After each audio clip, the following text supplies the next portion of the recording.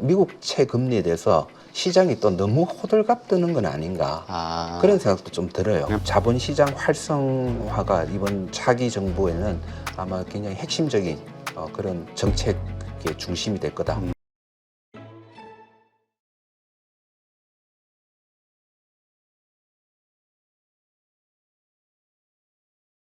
네, 오늘 또 가치 투자의 대부시죠. 서준식 교수님 오셨습니다. 안녕하세요. 네, 안녕하십니까. 네, 대부 가장 그 한국적 가치 투자 채권쟁이의 가장 한국적인 그 가치 투자를 지향하는 우리 서준식 교수님. 요즘 마음에 드십니까? 국장에 몰빵하는 경제학자라고. 저 뭐죠? 그 작년에 그 다들 미국으로 갈 때도 한국장을 지키셨던. 지금 주식 비중이 어떻게 되시죠? 뭐 여전히 저는 계속 풀로 가지고 있고 거의 90% 이상이시죠? 네네. 자, 요즘 증시가 아주 요동을 쳤어요. 폭락장 나오고 미국서부터 시작했는데 여기에는 이제 관세 전쟁 뭐 이것이 트리거가 되긴 했습니다만 가장 주요한 요인으로 그로 인해서 발생한 미국채 금리, 그러니까 미국채의 어떤 이 폭락 이것이 원인이지 않냐 이런 이야기들이 좀 있거든요. 그러면서 도대체 왜 이런 현상이 벌어질까? 그러니까 뭐 중국에서 일본에서 국채를 막 투매하고 있다 이런 음모론도 좀 나오고 있거든요. 어떻습니까? 그럴 가능성이 있을까요? 그게 이제 미국의 약점이죠. 미국이 지금 다른 나라들의 이제 삥을 뜯으려고 그렇게 강제적인 그런 정책을 펼칠 때 뭐 자기는 그런데 약점이 없냐. 그 자기들이 발행한 국채에 한 30% 가까이가 외국인이 보유하고 있다라는 거. 근데 사실은 조금 줄어들기는 한 것 같아요. 한 10년 전만 해도 30대 중반이었다면 지금은 보유 비중이 한 20% 후반대 뭐 그 정도로 계속 조금씩은 줄고 아무래도 중국이나 일본이나 조금씩 팔기는 한 것 같아요. 그렇지만 여전히 많은 그 국채를 보유하고 있고 이거는 뭐 당연히 미국의 약점이고 그 약점을 상대방 두드려 맞는 상대방 입장에서는 충분히 활용할 수 있는 그렇게 무기가 될 수 있는 거는 뭐 주위 사람들도 알고 다 알고 있는 거죠. 그러게요. 이번에 주식시장 그 폭락 이럴 때도 나는 거기에 별로 신경 쓰지 않는다. 트럼프 대통령이 이렇게 호언장담했다가 국채 시장이 흔들리니까 그냥 바로 뭐 90일 관세 유예 이런 조치들이 확 튀어나오더라고요. 네, 맞습니다. 그 굉장히 국채 금리를 낮추는 게 트럼프 입장에서는 훨씬 유리한 국면으로 생각하고 있을 건데 이거는 자기가 생각한 거하고 완전 반대의 효과니까 당혹스러울 수밖에 없을 것 같고요. 그래서 뭐 그런데 지금도 사실은 이게 중국과 일본이 본격적으로 움직였다기보다는 약간 선행매매 같은 것 같아요. 다른 어떤 펀드라든지 뭐 ETF 이런 쪽에서 자금의 순환이 이러면 채권 시장이 위험하다라는 걸 그걸 먼저 인지하고 빠져나간 채권 자금 때문에 그 일시적으로 금리가 상당히 높았는데 그래서 이제 그걸 보면 이제 본격적으로 만약에 중국이나 일본이 실제로 이렇게 미국 채를 매도하기 시작한다면 얼마나 큰 충격이 있을까라는 걸 충분히 이제 볼 수 있었던 거죠. 하긴 뭐 규모 자체가 완전히 다르죠. 중국과 일본이 가지고 있는 국채가. 근데 이 국채가 왜 금융시장에서 이렇게 영향력이 큰 것이고 왜 이렇게 더 중요한 신호로 받아들여지는지 그 간단하게 좀 설명 좀 해주시죠. 뭐 미국채 금리가 세계 자금의 방향을 움직이는 신호등이다라고 생각을 하면 될 것 같아요. 사실 지금 최근 몇 년간 미국의 채권 금리가 상당히 높았잖아요. 높으면 강달러가 유지가 되고요. 그 금리를 바라보고 자본 시장으로 돈들이 달러로 많이 들어왔죠.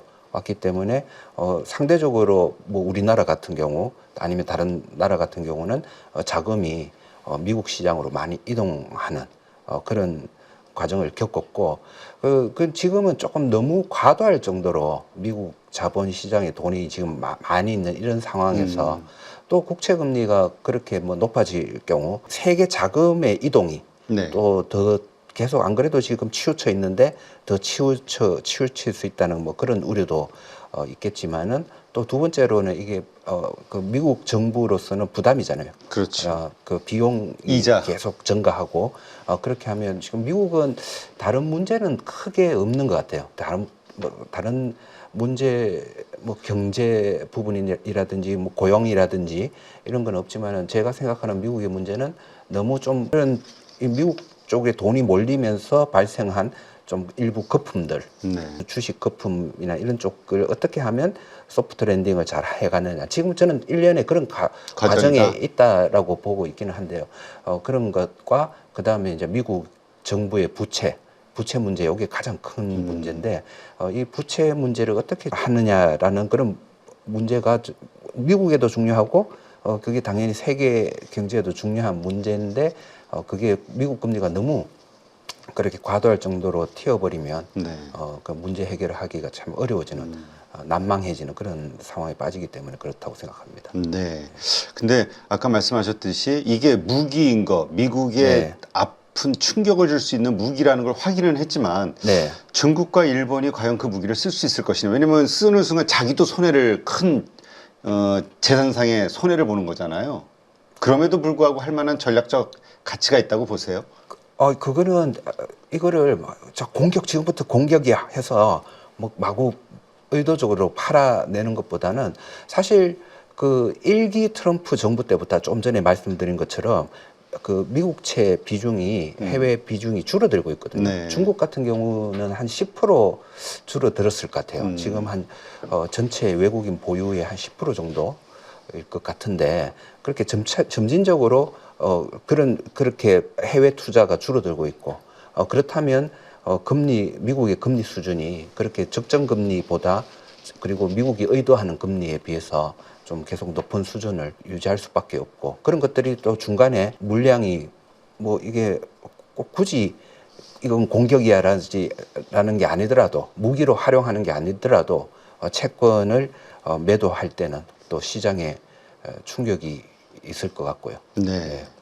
자, 그렇다면 만약에 그 어떤 그러한 현상이 벌어졌을 때 혹은 아니면 그러지 않더라도 시장의 불안감으로 인해서 계속 이 미 국채에 대한 이 투매가 일어나서 자꾸 이 가격이 폭락하기 시작한다면 미국의 그 재무부 혹은 연준이 결국은 사주거나 어떤 금리 인하를 하거나 어떤 조치들을 하지 않겠냐, 이것이 또 시장이 가지고 있는 기대감이거든요. 어떻게 생각하세요? 그게 좀 미국 재무부에서는 돈이 있어야 되잖아요. 그렇죠. 재무부는 또 그게 일종의 또 비용이 될 수 있는데 그런 부분도 고려를 해야 되고 연준이 같은 경우도 뭐 금리를 낮춰주고 싶지만은 이런 마찰적 요인 때문에 인플레이션이 잡히지 않고 뭐 그런 문제들이 산적한 가운데에서는 그렇게 채권 쪽에 뭐 양적 완화를 한다거나 금리를 급격하게 낮추거나 하는 그런 액션을 취하기는 오히려 더 어려워질 것 같아요. 지금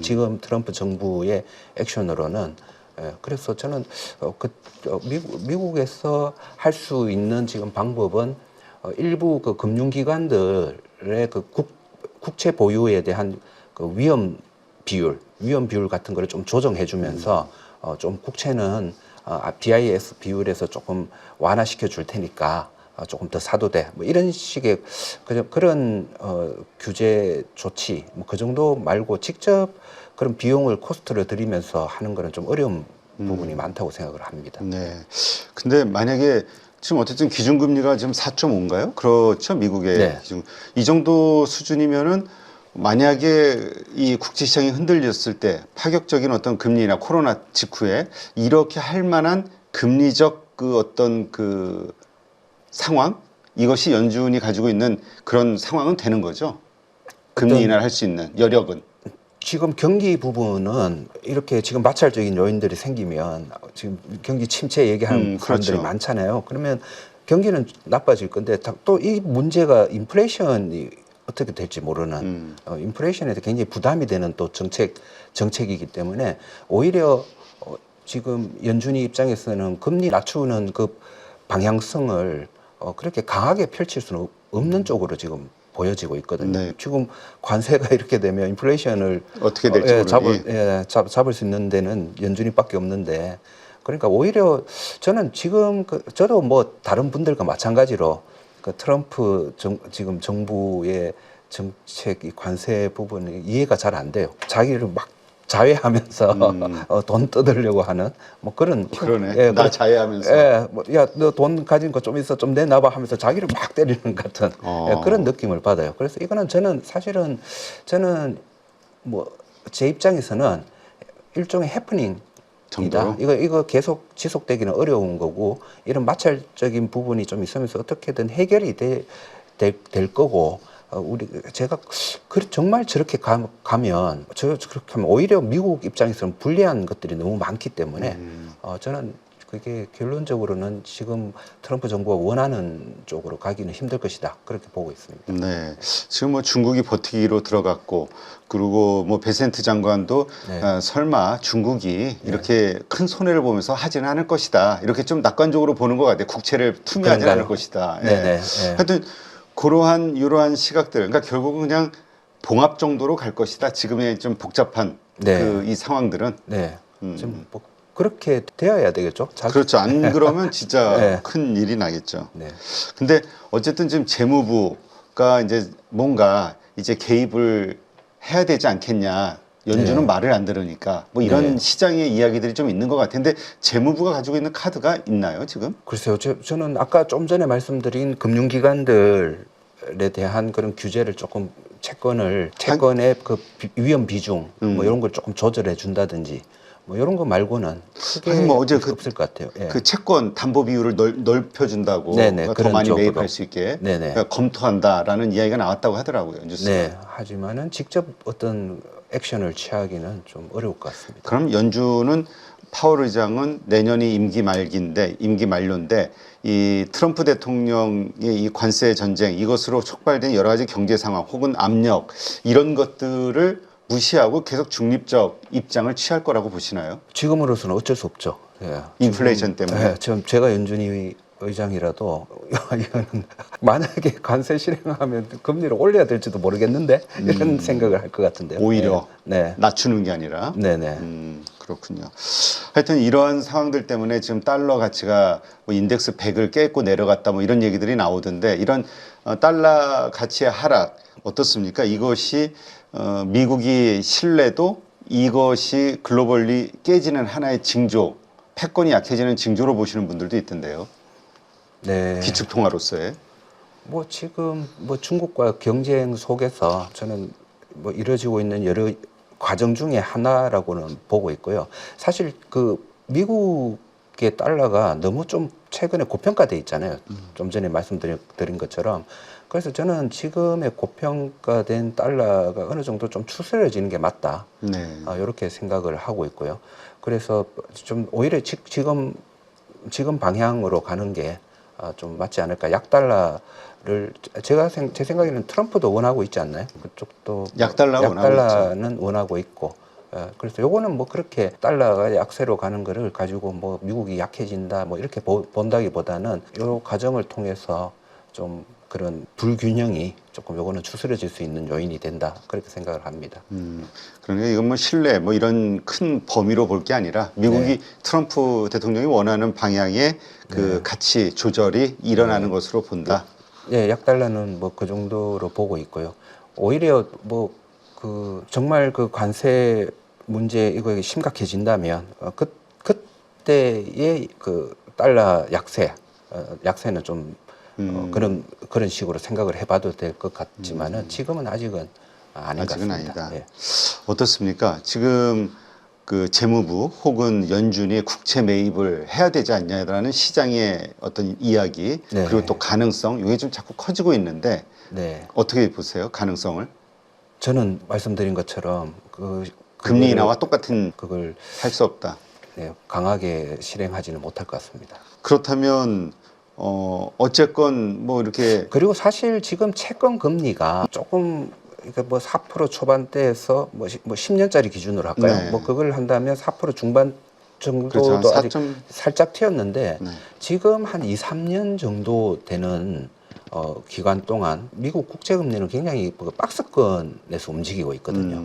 그래서 저는 솔직히 어떤 생각이 드냐 하면 채권 미국 채금리에 대해서 시장이 또 너무 호들갑 뜨는 건 아닌가 그런 생각도 좀 들어요. 그냥 그래서 박스권에서의 하단 정도인데. 예, 지금 금리를 기대하는 수준이 갑자기 3% 이하로 내려가는 걸 기대하는 건지 모르겠지만은 지금 뭐 약간 이런 문제가 있어서 그 전에도 충분히 많이 자주 오르락 내리락 거렸던 그 금리대에서 움직이고 있는 상황이거든요.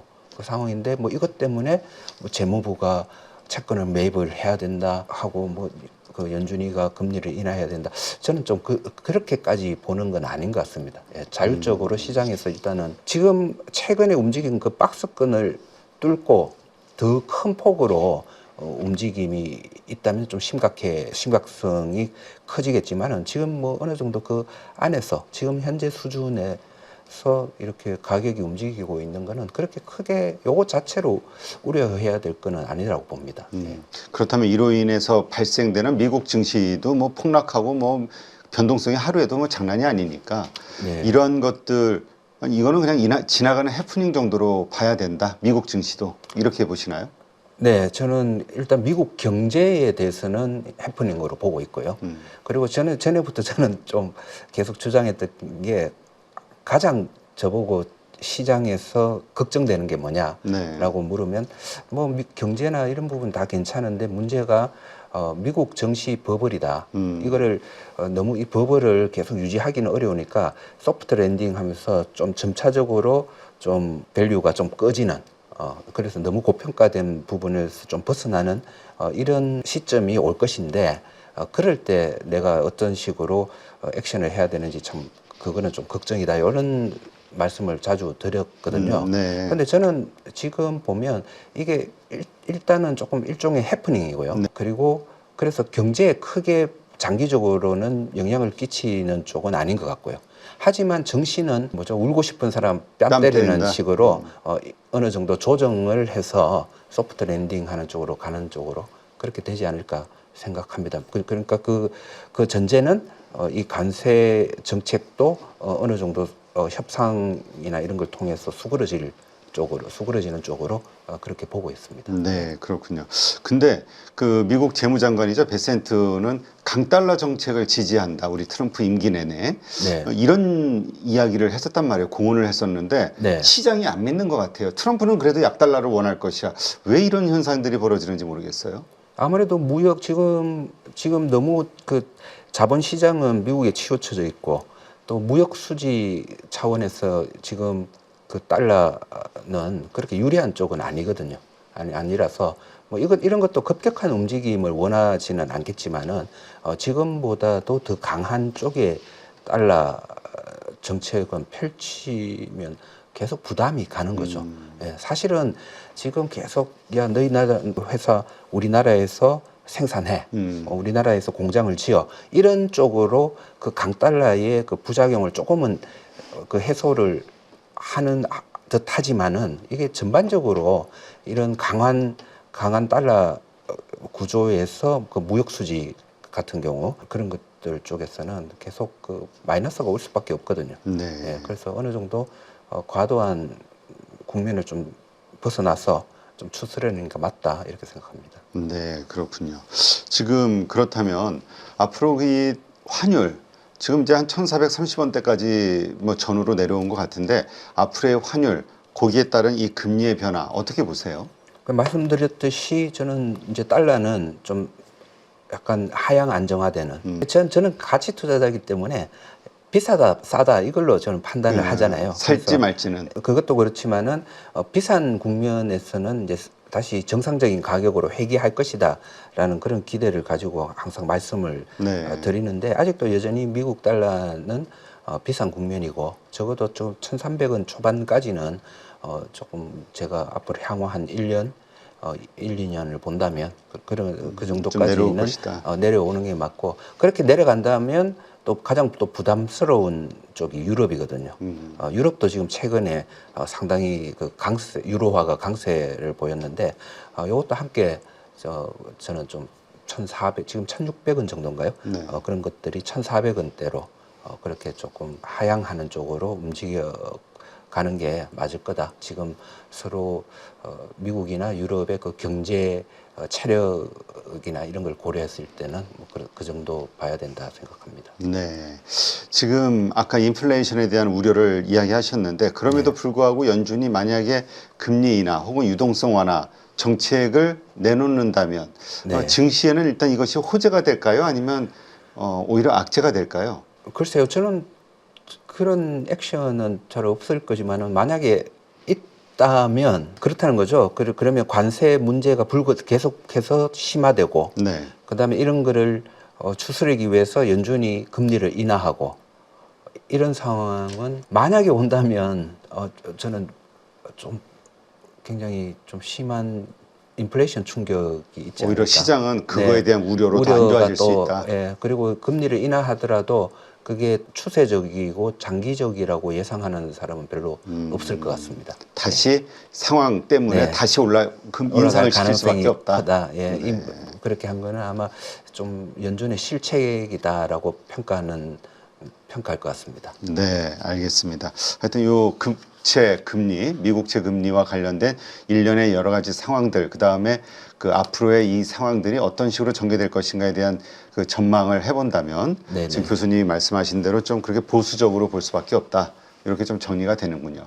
네, 그리고 미국채는 사실 좀 전에 말씀드린 것처럼 몇 년째 이제 박스권에 있잖아요. 네. 그 박스권에 있는데 이걸 저는 이제 전부터 이 정도 박스권에 계속 될 것이다라고 보았던 이유가 제가 전에도 보면 금리의 급격한 금리 인하는 없을 거다라고 계속 말씀을 드렸잖아요.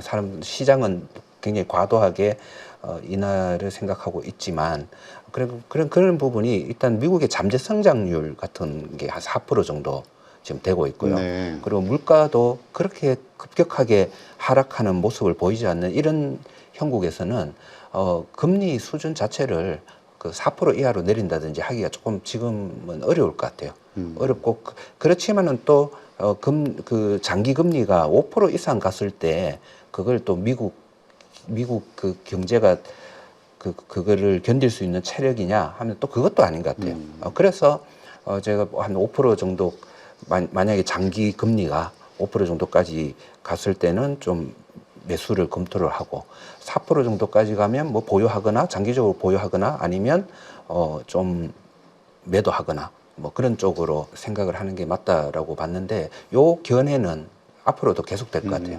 계속될 것 같고 만약에 어떤 마찰적 요인 때문에 금리가 급격하게 이 박스 밖으로 튄다면 오히려 그 반대 매매를 좀 하는 반대 생각 그러니까 네. 너무 오르면 좀 매수를 하고 너무 갑자기 금리 인하를 갑자기 한다거나 하면서 장기 금리가 큰 폭으로 하락한다면 그때는 좀 매도하는 그런 식으로 박스권 전략을 계속 유지하는 게 저는 맞다고 생각합니다. 네, 알겠습니다. 자, 요즘 증시 보면은 작년에는 정말 세계에서 꼴찌라고 뭐 할 정도로 상당히 안 좋았지만 올해는 좀 안 강한 좋았죠. 모습입니다. 잘 버텨요. 상대적으로. 네. 미국이 폭락해도 우리가 상대적으로 그 폭이 좀 작고 네. 4월 국내 증시를 이끄는 주도 섹터 어디라고 보세요? 지금 테마장이라고 보시는 분들도 있던데. 글쎄요, 저는 섹터를 자세히 뭐 들여다 보지는 않고, 근데 왜 우리나라 올해 잘 견디는 것 같으세요? 그 워낙 예. 못 올랐던 것들에 대한 것들이 네. 좀 올라오는 거 아닐까요? 그러니까 오른다기보다 남들 다 올랐을 때 못 오른 것들이 반영되는 거 아닐까? 뭐 이런 생각도 좀 들긴 하는데요. 지난번에 저희가 이제 얘기를 오랫동안 나눴던 가장 핵심적인 주제가 상법 개정이었잖아요. 그랬죠. 예. 그 기대감은 지금 이번에 대선을 다시 치르면서 점점 더 커지는 것 같아요. 아, 올해 그래요? 초에 들어오면서 그 이제 정권이 바뀔 가능성이 증가하고 그리고 새로운 정권에서 그거를 상법 개정을 강하게 추진할 그런 가능성이 점점 높아지면서 저는 그 다른 해외 어떤 시장보다도 좀 견조하게 가는 게 맞다고 보고 있고요. 그리고 그게 더 구체화가 되고 본격화가 되면 하나하나씩 가시화가 된다면 그 가능성이 그래서 지금은 뭐 한 7, 80% 가능성이라면 그 가능성이 90%, 100%로 이렇게 갈수록 저는 우리나라 증시에 미치는 영향은 클 거라고 보고 있습니다. 그런 그런 시각을 저는 이제 가지고 있기 때문에 굉장히 지금 국장을 좋게 보고 있고요. 아, 네. 뭐 여전히 국장에 올인을 하고 있고요. 그리고 그 섹터 쪽은 제가 이제 그런 쪽을 굉장히 중요시하게 보고 있기 때문에 어떤 쪽이 어떤 섹터가 장사가 잘 될 거다 이런 것보다는 저는 또 금융주가 많잖아요. 그렇죠. 금융주 투자를 좋아하죠. 금융주에 투자하는 이유가 금융주에 투자하면 모든 섹터에 투자하는 거기 때문에 뭐 그런 이유도 있기 때문이다라고 말씀을 드렸는데 지금 제가 움직이는 거는 은행주 비중을 조금 줄이고 그 대신 은행주 비중보다는 증권주 비중을 높이는 이런 쪽으로 다시 움직이고 있어요. 그래요? 예, 다시 움직이는 있는 가장 큰 이유가 그 상법 개정을 비롯해서 자본시장 활성화가 올해 하반기에 화두가 될 것 같아요. 예, 그래서 그 자본시장 활성화가 되면 금융회사 중에서 가장 유리한 회사가 증권회사잖아요. 그렇죠. 예, 증권회사고 그래서 증권회사 쪽이 앞으로 상당히 좀 성장하는 모습을 보이지 않을까 뭐 이런 예상 정도는 하고 있습니다. 그게 첫 번째고요. 네. 그럼 두 번째 섹터는 제가 그 IRP인가요? 그 퇴직연금. 네, 퇴직연금.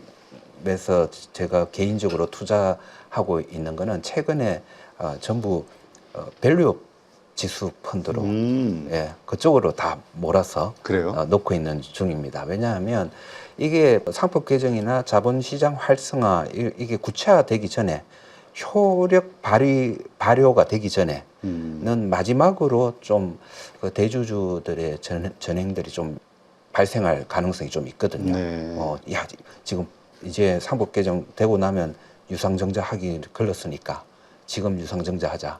뭐 아니면 뭐 그렇죠. 이런 거 하자 그래서 그 좀 일부 그런 쪽을 좀 잘 피해 있어야 되겠다. 마지막으로 조심해야 되는 게 예, 오히려 그러니까 예. 양지가 있으면 음지가 있듯이 예, 이제 시작 전까지 이제 최대한 많이 그쪽에 대주주의 횡포가 있을 수 있으니 그걸 피하기 위한 방법으로 좀 생각을 해본 게 일단 좀 주인이 확실히 없는 그런 대주주가 확실히 없는 데가 좀 금융주 쪽도 안전하겠다 이런 생각이 좀 들었고요. 그 다음에 또 저는 왜 밸류업 지수 펀드를 매입했냐 하면 이 지수에 든 회사들은 일단은 쪽팔려서 이상한 짓 안 할 것 같아요. 예.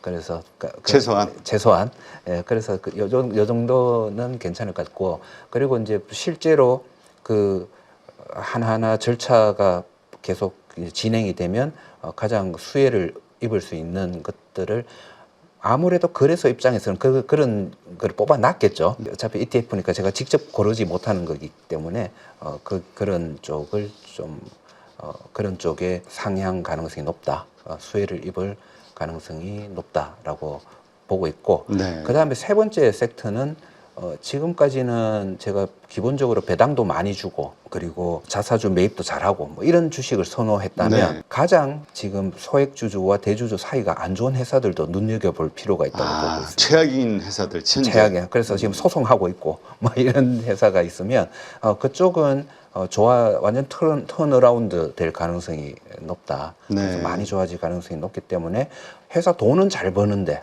너무 회사는 좋은 회사인데 소액주주와 대주주의 그 갈등이 깊은 그런 회사들도 눈여겨보고 저는 좀 투자하는 것도 좋은 방법이다. 뭐 요 정도는 생각을 하고 있습니다. 네, 그렇군요.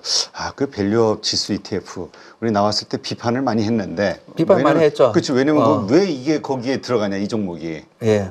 뭐 그래도 할 수 있나요? 뭐 그렇지. 지금 어쨌든 있는 지수는 그것밖에 없으니까. 네.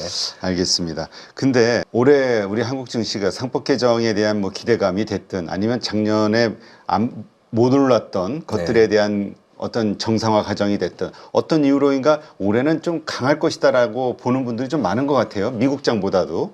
네, 저는 지금 새로운 정부가 뭐 어디가 됐든 떠나서 뭐 기대를 많이 하고 있습니다. 많이 하고 있고 자본시장 활성화가 이번 차기 정부에는 아마 굉장히 핵심적인 그런 정책의 중심이 될 거다. 그렇게 예상을 하고 있고요. 그렇게 예상할 수밖에 없는 게 예전부터 제가 앞으로 우리나라에서 제대로 내어놓고 돈 안 들이면서 경제를 발전시킬 수 있는 방법은 이 자본시장 활성화밖에 없다. 그렇게 생각을 하고 있기 때문에 마침 그런 철학을 가진 쪽이 뭐 지금은 또 가능성이 높은 상황이고 하니까 저는 올해 우리 해외에는 그런 마찰적인 요인이 굉장히 많죠. 네. 많지만은 그럼에도 불구하고 우리나라 시장은 상당히 좋은 성과를 얻을 수 있을 것이다라고 보고 있습니다. 네. 그 외부 마찰 요인, 그러니까 뭐 미중 관세 전쟁 아마 이 네. 영향이 가장 클 것 같은데. 네. 근데 지금 트럼프 행정부가 그 대중국 반도체 수출 규제 강화를 계속 심하게 해나가고 있잖아요. 그게 이제 또 엔비디아가 폭락한 이유가 되기도 하고 또 한국 증시가 또 거기에 네. 맞춰서 또 반도체주들 중심으로 또 막 급락이 나오는 상황이 돼버렸는데 네. 이러한 것들이 한국 증시에 계속 영향을 주진 않을까요? 왜냐면 우리 이 수출로 먹고 사는 나라다 보니까. 저는 사실은 더 중요하게 이걸 생각을 하고 있기 때문에 이번에도 폭락했을 때 굉장히 마음 편하게 뭐 별로 별로 개의치 않았어요. 오히려 좀 주식을 뭐 싸진 주식을 계속 매입하는 쪽으로 그렇게 했고 지금의 그 해외 마찰적 요인은 약간 일종의 해프닝, 저는 해결되는 쪽으로 보고 있고요. 그리고 해결이 잘 되지 않는다 하더라도 거기에서 나오는 마이너스적인 효과와 우리나라 자본시장 활성화의 플러스를 이렇게 비교해 보면 이쪽이 그래도 훨씬 더 크다. 저는 그렇게 생각을 하고 있습니다. 네. 여전히 어떤 어려움이 그 해외 시장에서 있고 마찰이 생기고 하더라도 우리 기업들은 또 그거를 극복할 수 있는 역량을 가지고 있다고 생각합니다. 네, 그렇군요. 자, 그렇다면 지금 어쨌든 이렇게 강한 모습을 보이는 장, 뭐 국민연금이 이거 기초를 해주고 있다, 뭐 이런 분석도 있긴 합니다만은 어쨌든 외국인이 아직은 본격적으로 매수하지는 않는 것 같아요. 오히려 매도를 지금 계속 하고 있는데 네. 외국인 매도가 좀 도대체 언제 끝나고 언제 시작이 될 것이냐. 지금 환율도 1,400, 뭐 거의 1,500원 뚫을 듯이 올라가다가 1,400, 한 30원 전후로 네. 지금 내려와 있는 상황인데 네. 외국인의 움직임이 좀 만만치가 않네요. 그렇죠. 지금 국민연금이 올해 사야 되는 그런 주식 양도 꽤 많은데 외국인은 어쩔 수가 없어요. 예전에도 요 말씀을 한번 드렸는데 세계 경제가 불안해지면 우리나라가 이머징 마켓에 있잖아요. 이머징 마켓에 그 금융시장이 있기 때문에 이머징 마켓부터 외국인들이 매도를 하죠. 네. 투자자들이 매도를 하고 그래서 우리 같은 이머징 마켓에 있는 뭐 우리 한국이나 브라질이나 뭐 이런 시장이 가장 크게 영향을 받는데 그중에서 또 한국이 많이 받죠. 유동성이 좋으니까 뭐 그런 말씀을 드렸는데 지금 그런 국면이라고 보고 있어요. 국면이라고 보고 있고 그렇게 혼란한 해외의 문제 뭐 이런 것 때문에 나오는 그 매도세와 네. 나중에 긍정적인 요인으로 들어오는 또 매수세가 싸움을 하겠죠. 싸움을 하는데 이거는 오래가지 못하고 오히려 이쪽은 점점 더 그 효과가 커질 것이다 그렇게 생각합니다. 네. 지금 상법 개정이 된다면 네. 그 주주 충실 의무가 들어간다고 하면 이사에 네. 외국인들이 가지는 한국 증시에 대한 신뢰도 네. 이게 확실히 달라질 수 있을까요? 그렇게 그 외국인들이 굉장히 생각보다 눈여겨보고 있죠. 이거는. 예. 그리고 우리가 아직 선진국 지수에 들어가지 못하는 이유 중에 하나도 이런 부분이 좀 불가하기 때문이고요. 그 다음에 특히 지금 우리나라에 들어와 있는 외국인 투자자들의 대부분은 어떤 개별 주식이나 이런 쪽보다는 펀드를 통해서 들어오는 그냥 우리나라 비중을 높이고 낮추고 하는 그 규모가 훨씬 큰 상황이고요. 네. 가치 투자자들은 우리나라에 지금 들어와 있지 않습니다. 다 아, 나갔어요. 그래요? 아, 옛날에 그래요? 워렌 버핏이니 샤스크라만이니 다 들어왔다가 아이고 도저히 거버넌스 문제 때문에 못 참겠다라는 얘기들을 하면서 떠났거든요. 워렌 버핏도 그런 말을 했습니까? 한국 워렌 시장 떠나면서? 버핏은 옛날에 유명하잖아요. 포스코. 네, 포스코. 저도 기억은 나요. 뭐 엄청 샀다는 거. 근데 네. 나중에 그냥 팔았다는 정도 뉴스만 나왔는 그 나중에 기억이 되는데. 팔기 전에 계속 그 포스코 측하고 마찰이 있었잖아요.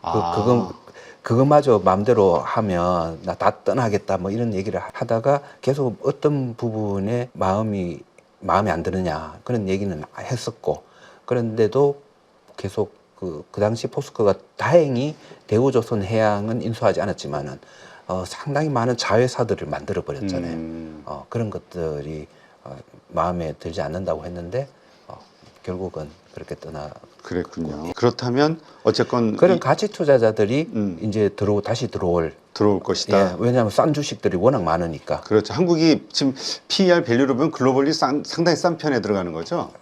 가장 싸죠. 가장 싸죠. 네, 아직도 가장 싼 나라입니다.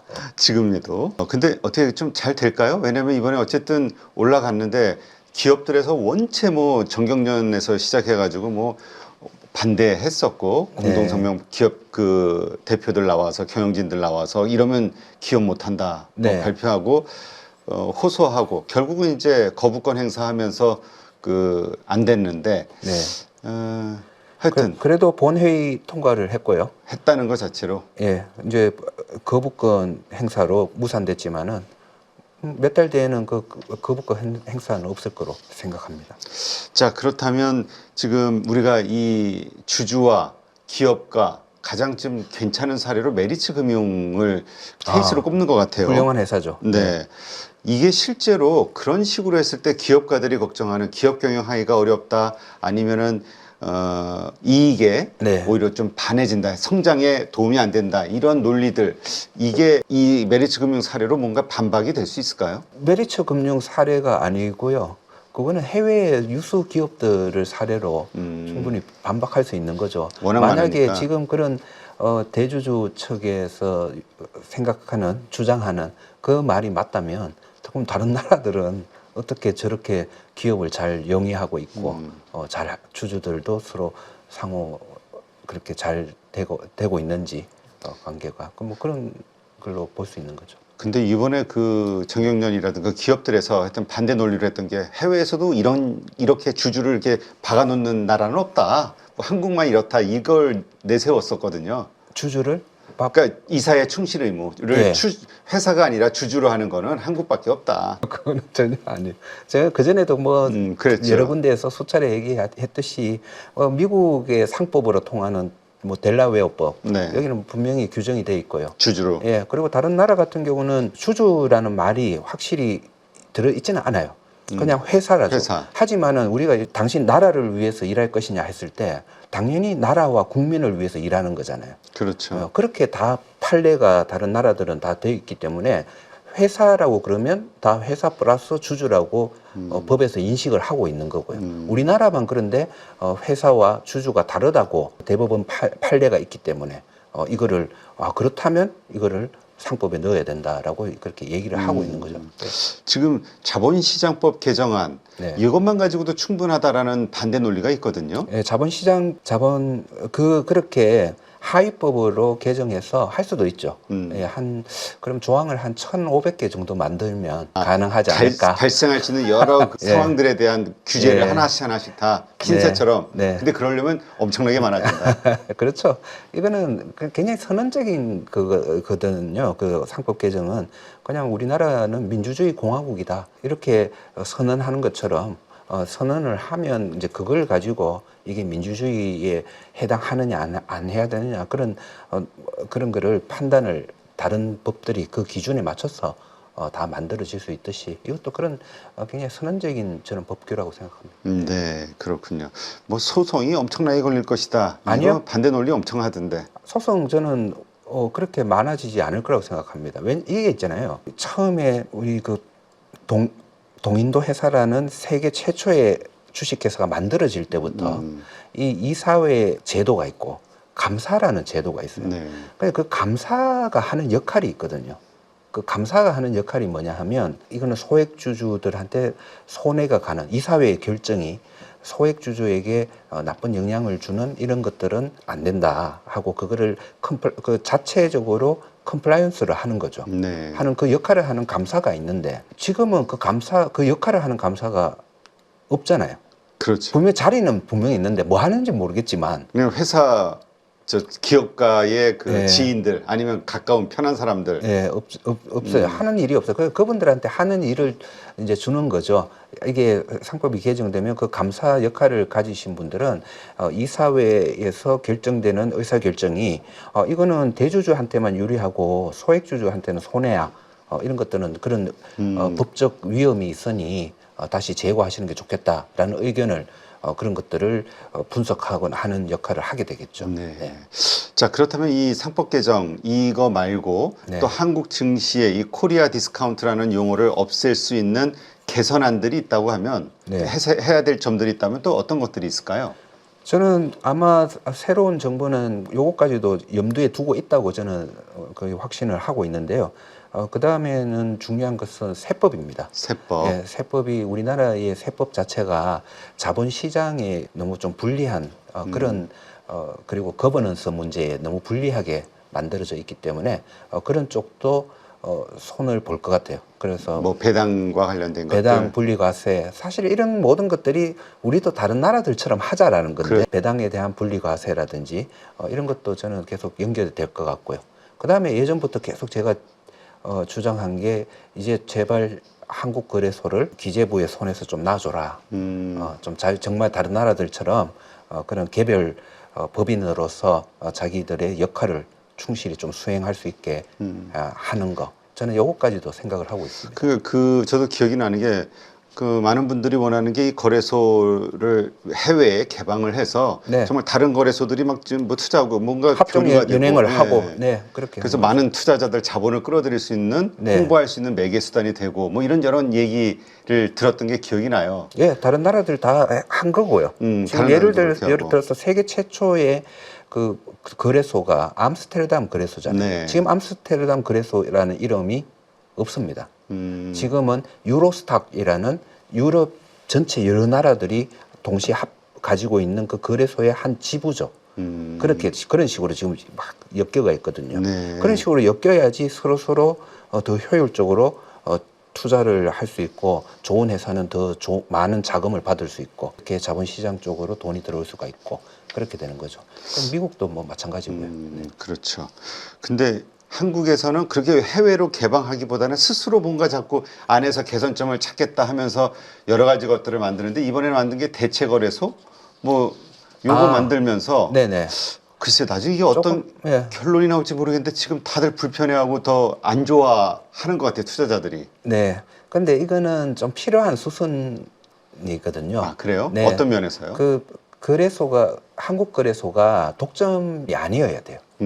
일단 이게 한국 거래소를 상장을 시키고 이거를 그렇게 하려면 좀 더 활성화를 시키기 위해서는 독점 회사인 경우에는 좀 규제가 많이 심하거든요. 그래서 어떤 대체 거래소도 있는 게 중요하고 또 그 대체 거래소하고 경쟁을 또 하면서 또 더 성장할 수 있고 저는 그래서 그 문제는 약간의 그 불편함은 있겠지만은 그것보다는 더 얻을 수 있는 게 많다 그렇게 생각합니다. 결국은 거래소의 독점 구조를 깨는 면에서 맞죠. 불편하고 네. 좀 부작용이 있다 하더라도 네. 시작점으로 봐야 된다. 네, 그러나 궁극적으로는 거래소가 완전히 개방이 돼서 네. 다른 지분들이 들어와야 된다. 예, 독점이면 완전 민영화하기가 애매해지거든요. 그렇죠. 알겠습니다. 어쨌든 올해 상당히 그 여러 가지 요소, 상법 개정 포함한 여러 가지 요소로 강한 한국장을 예상하시는데 코스피 지수 전망 어느 정도 보시나요? 만약 이러한 조건들이 다 성립이 된다면, 상법 개정도 되고 한다면. 예, 저는 지금 다른 투자자들 친구들하고 네. 뭐 내기도 하고. 그래요? 예, 그러는데 얼마에 베팅하셨어요? 지수? 뭐 3천은 기본적으로 넘어서는데 저는 3,000은 훨씬 기본. 그것보다도 더 갈 수 있다. 예, 지금부터 한 1년 안에 1년 안에는 저는 3,500? 그 3,500. 정도도 충분히 볼 수 있다. 지금 적어도 지금의 적정 주가는 지금 한 1.7배 정도 되는 것 같아요. 네. 예. 그렇지만은 한 1.3배 정도까지는 PBR? PBR이 아니고요. 지금 주가가 얼마죠? 지금 주가 곱하기 1.7 하면 1.7. 네, 네, 한 4천 좀 넘는 그 정도 될 것 같은데요. 그 정도가 적정 주가지만은 그것까지는 못 가더라도 1년 안에. 네네. 그러면 한 3,500선까지도 갈 수 있다. 갈 수 있다. 뭐 그 이렇게 정도 보고 보신다. 있습니다. 예. 네, 말씀대로 됐으면 좋겠네요. 그 3,500이 오는 순간 약속을 공약을 하신 분들이 많아요. 우리 출연자들 가운데서도 뭐 수영복을 입고 춤추겠다, 아니, 방송하겠다. 당연한 거기 때문에 뭐 춤추거나 그러지는 않을 거고요. 그래요. 3,500에 베팅하신 네. 서준식 교수님. 네, 하여튼 뭐 한국 증시가 말씀하신 대로 이런저런 것들 때문에 좀 한 해가 되었으면 참 좋겠다는 기대가 되네요. 예, 뭐 물론 외부 요인 때문에 그런 관세 이런 것 때문에 거기에서 약간 더 플러스 마이너스 되는 부분은 있겠지만은 저는 추세는 그렇게 갈 수밖에 없다라고 생각합니다. 네. 이거는 참 우문입니다만 네. 우리 코로나 이후에 경험을 했잖아요. 네. 3,500 갔다가 다시 또 뭐 한 2,600으로 밀리는 거 아니냐. 네. 그게 아니라 우리가 꾸준히 그게 기본이 되는 장세가 네. 유지가 될 것이다. 이렇게 봐야 되는 거죠. 이제는 3,500이 바닥인 상황이 장기적으로 오는 거죠. 3,500이 오히려 바닥인 상황. 예. 그러니까 그만큼 그 이상으로 계속 올라갈 수 있는. 예. 네. 저는 뭐 웬만하면 지수 전망을 하고 싶지도 않고 하지는 않지만은 지금의 우리나라 기업들이 너무 싸잖아요. 그렇죠. 그리고 이 문제가 해결이 되면 저는 적어도 아무리 적어도 이 정도 가격까지는 가야 되는 것들이 너무 많으니까 뭐 그렇게밖에 생각을 할 수 없을 것 같아요. 그리고 우리가 그렇게 되면 MSCI 선진국 지수 들어갈 수 있는 거겠죠? 그렇죠. 그런 규정, 뭐 그런 규정이나 이런 것들이 다 완비가 되면, 그 거버넌스 문제가 되는 이런 부분도 다 해결이 되고 하면 뭐 이제 들어가는 수순으로 가겠죠. 네, 알겠습니다. 자, 이제까지 숭실대 경제학과 서준식 교수님 함께했고요. 오늘 좋은 인사이트 고맙습니다. 네, 고맙습니다.